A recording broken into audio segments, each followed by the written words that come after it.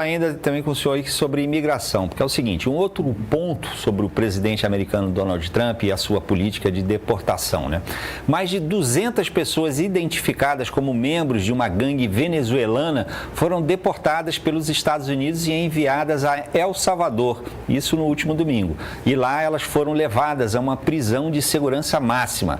Para isso, Trump invocou uma lei de guerra pouco utilizada do século XVIII, que permite uma maior margem de manobra em políticas e ações executivas para acelerar deportações em massa.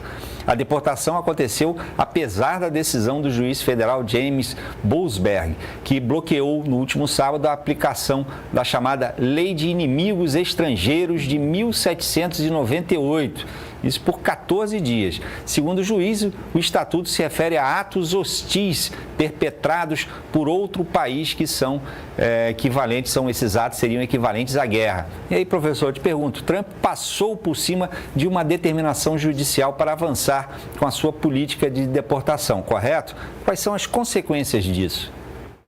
Ele está muito bem assessorado e tem buscado fugir dos entraves judiciários que pode sofrer, e essa foi uma alternativa que ele encontrou, e pelo menos, mesmo a justiça determinando a suspensão, ele foi a torto e direito embasado na Constituição americana, que dá a ele o poder de responder a ataques de invasão ao território americano. A declaração de guerra é ato exclusivo do Congresso americano, e essa lei que ele invocou diz respeito à possibilidade que o presidente pode de reagir à invasão, desde que sejam inimigos nacionais. E hoje ele veio com esse discurso. A Venezuela teria dado espaço cada vez maior para organizações terroristas, organizações criminosas, que elas têm a intenção de inundar o território dos Estados Unidos de membros das suas facções para facilitar o ganho de dinheiro com a venda de armas e o contágio, né, da população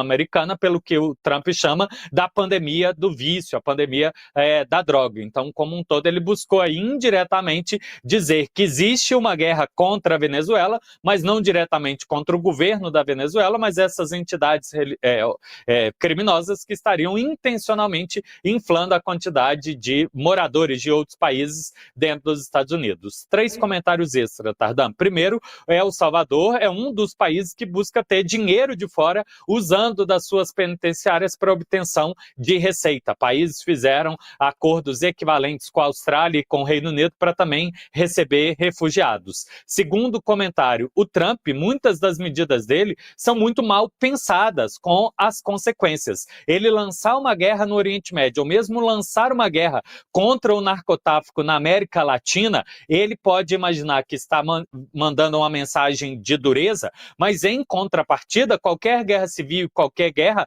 leva uma leva de refugiados, pessoas que vão procurar viver em um lugar onde não exista conflito, e certamente elas buscam um lugar onde seria de qualidade de vida maior. Então, assim como a Europa foi inundada de refugiados da guerra ao terror, pode ter uma nova leva, na América Latina é a guerra ao narcotráfico e todas as guerras civis que têm sido provocadas por conduta indiscriminada de perseguição que tem levado os Estados Unidos a ser inundado por mais migrantes. E o terceiro elemento, essa onda aí de tentar tirar do território americano os imigrantes, tem ferido duramente a produção econômica nos Estados Unidos. E ele, que ao mesmo tempo busca resolver esse problema, né, da economia, está encontrando dificuldades para que a economia americana volte a crescer.